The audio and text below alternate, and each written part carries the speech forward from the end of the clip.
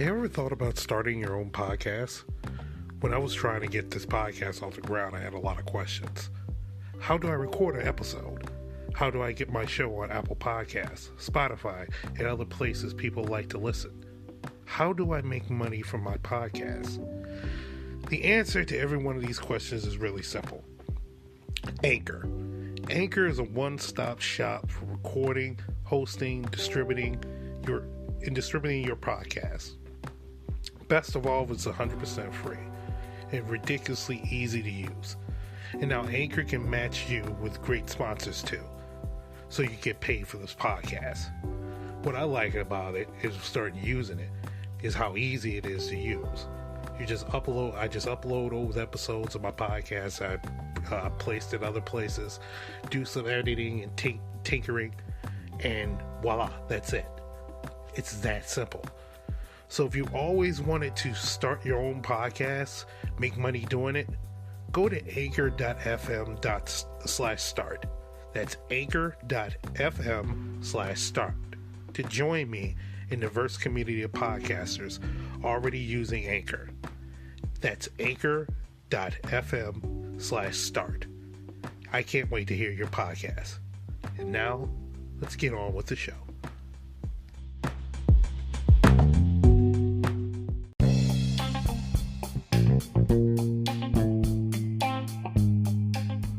Hey, RedNivk here. Even though this is a presidential election, there are many more candidates on the ballot besides the president. Go to Ballot Ready for a nonpartisan guide to your entire ballot. From there, you can compare candidates based on stances on issues, biographies, or endorsements, and then save your choices to use when you vote by mail or in the voting booth. You can even request your absentee ballot or make a plan to vote early or on election day. This election matters. Make sure you have a plan to vote and vote informed. This year, with changes to the polling places and vote by mail laws as a result of COVID-19, it is more important than ever to have a plan to vote. Local elected officials affect our lives every day. They decide who to prosecute, monitor the quality of our drinking water, and choose the leadership of our schools. 30% of voters take the time to vote and then leave some parts of their ballots blank. This is a missed opportunity to choose the leaders of our communities. It's okay if you're unfamiliar with some of the more local positions. We recommend hosting a ballot party, get together with friends on Zoom, split up the research, and go to your ballots together. Go to ballotready.org and enter your address to make a plan to vote and vote informed. Thank you. Welcome to Weekend Weird, the show about the weird and mundane is out in this universe. I'm your host, producer, creator, Mr. Everything, RedNivk, and guess who's back? Meredith. Yes, she's back. She's finally back, and this time she's sober. Right now. Yeah, right now. How you been doing?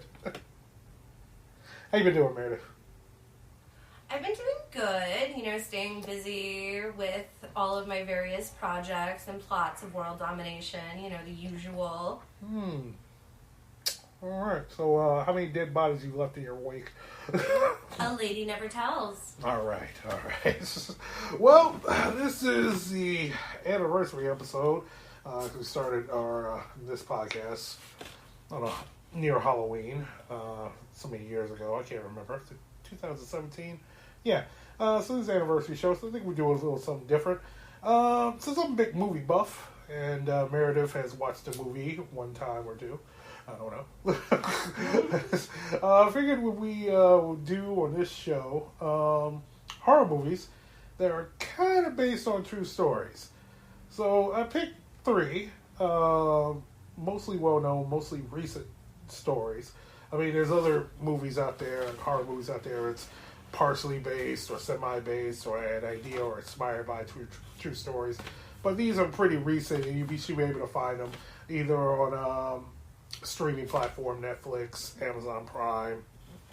I can actually advise to that a bit. I don't want to go ahead and reveal the movies, but While RedNivk and I were hanging out earlier, we rented Murder by Numbers on Amazon Prime for a low price of $1.99. Yeah.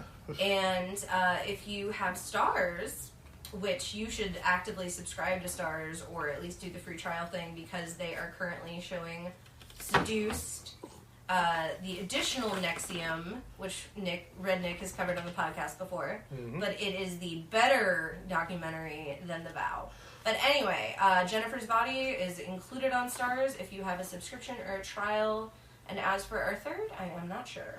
It's out there, and in either words, the third is The Strangers. Movie came out in 2008. I don't know, I didn't see it on Netflix, but I think it's on Amazon Prime as a rental. That and the sequel, whatever the sequel is called, Death by Night, or what's the sequel called? Pray at Night. Oh, okay. Just came out 10 years later. So, those are the three movies that surprisingly are partially based on a true story. I know The Strangers did when it was released. They said this is partially based on true events, and kind of everyone's like, what the hell happened? They always do that. Yeah, but Murder by Numbers, you could tell with the plot, it was semi-familiar if you're a history buff. Jennifer's Body was the one that really surprised me. That there's a whole true story based on no one turning into a demon and eating people, but there was a true crime story that was that Jennifer's Body based part of their movie on. So, and it also goes into the Satanic Panic, which I talked about in our ongoing series on this show, mini-series on this show about the Satanic Panic, so it deals with that. So we got a little everything. We got some true crime, we got some history, we got some bunch of stuff. So let's get weird on Weekend Weird. So let's get weird. Which one you want to do first? Let's start with Murder by Numbers, just because we literally just finished kind of refreshing a bit ago. Okay.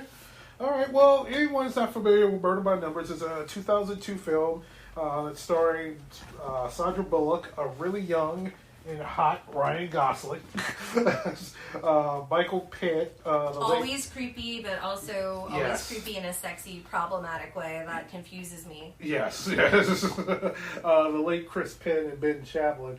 It's a story of two high school classmates, Richard Haywood and Justin Pendleton. Gosling plays Haywood and Michael Pitt plays Pendleton. And Richard is rich and popular, while Justin is a brilliant introvert. After months of planning a perfect crime, they abduct a woman at random, strangle her, plant evidence to implicate Richard's marijuana dealer, who also happens to be the school janitor. And Sandra Bullock, who plays Detective Cassie Mayweather, and her new partner Sam Kennedy, who's played by Ben Chaplin, have to investigate. And so pretty much it's this cat-mouse game, trying to figure out who is the real killer and trying to catch these kids as the killer. And deals with wealth, intelligence, sexism. It's also in the movie because Sandra Bullock is the lead and she's a female cop. Pretty much trauma, rape, it's a bunch of things. And you could tell with this story, even when they were advertising back, those who can remember, that it was kind of based on the true story. A very famous true story that happened right here in the city of Chicago back in the 1920s. So before we get into the true story, Meredith, what do you think of the movie? It's definitely, like, I kind of, as we were talking earlier, I grew up on, like, these kind of types of movies. Like, my mom always we were going to the movies and we were seeing thrillers and, whatever crime, mystery stuff was out there. Mm-hmm. So it definitely felt like that kind of 90s, early 2000s, like, just run-of-the-mill thriller, mm-hmm. One and done. I probably, I saw it in theaters with my mom. I probably would have never watched it again unless I was like, it might be fun to watch one of the movies we're going to talk about. Mm-hmm. But, just kind of one of those generic movies. And, I also, I think it's one of those movies that, it's based on a true story, but in this case, like, the true story might actually be more interesting than the movie. Yes, the true story is a hell of a lot more interesting than the movie, and I wish they would do a movie on this, a modern movie, because you got the true crime, you got this murder, and then you have this trial, and then even what happens afterwards. I mean, maybe this could be a miniseries, or something that on Netflix, or Amazon Prime or whatever. But the movie Murder by Numbers is based on the case of Leopold and Loeb. Have you ever heard of that case, Meredith? The name sounds familiar, but you know me, I'm such a creep that, like, my mind is just an encyclopedia of, like, murder. Yeah. So refresh my memory, please. Okay, so Leopold Loeb, Nathan Leopold Jr., and Richard Albert Loeb were two wealthy students at the University of Chicago who on May 24th kidnapped and murdered 14-year-old Bobby Franks in Chicago and ended up dumping them in Hammond, Indiana. I did not know. Yeah, wow. And they were caught for it, and their trial was characterized at the time as a crime of the century. So it led to this trial where they able to retain a famous lawyer at the time, Clarence Darrow, who was famous for arguing the Scopes Monkey trial, which the school board in Tennessee didn't want to teach evolution, and they put a law on the books, and a teacher actually taught evolution, and they ended up charging him, and Clarence Darrow came down to defend him. He ended up winning the case, and that's the reason why evolution is taught in schools. But he was a famous, he would take any case that was for the downtrodden. It was a little weird because he took this case with these two boys who are clearly from rich backgrounds and did it and admit to it, but he ended up taking it anyway because he wanted to spare these two from the electric chair. He was flatly against the death penalty, and these two were going to fry. And he ended up doing this argument at the trial that ended up getting these two sent to life in prison. So, yeah. Speechless. Yeah, so let's get into the actual case of Leopold and Loeb, because it's Chicago history.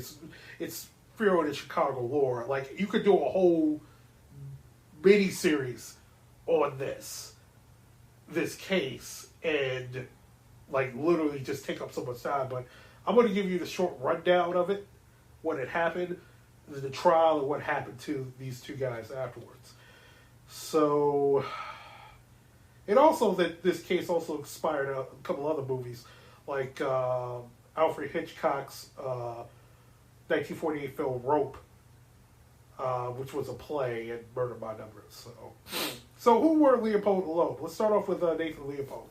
Nathan Leopold was born on November 19, 1904 in Chicago, the son of Florence and Nathan Leopold Sr., a wealthy German-Jewish immigrant family. Leopold was a child prodigy and claims to have spoken his first words at 4 months.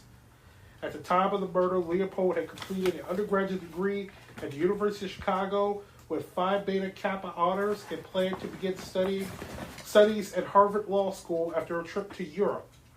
He reportedly studied 15 languages, claimed to speak 5 fluently, and achieved a measure of national recognition as a ornithologist. Leopold and several other ornithologists identified the Kirkland's warbler, a type of bird, and made acute observations of parasitic nesting behavior of the brown-headed cowbirds, which threatened the warbirds. Richard Leopold was born on June 11, 1905, in Chicago to the family of Anna and Albert Henry Loeb, a wealthy lawyer and retired vice president of Sears, Roebuck and Company. His father was Jewish and his mother was Catholic. Like Leopold, Loeb was extremely intelligent. With the encouragement of his governess, he skipped several grades in school and became the University of Michigan's youngest graduate at age 17. Loeb was especially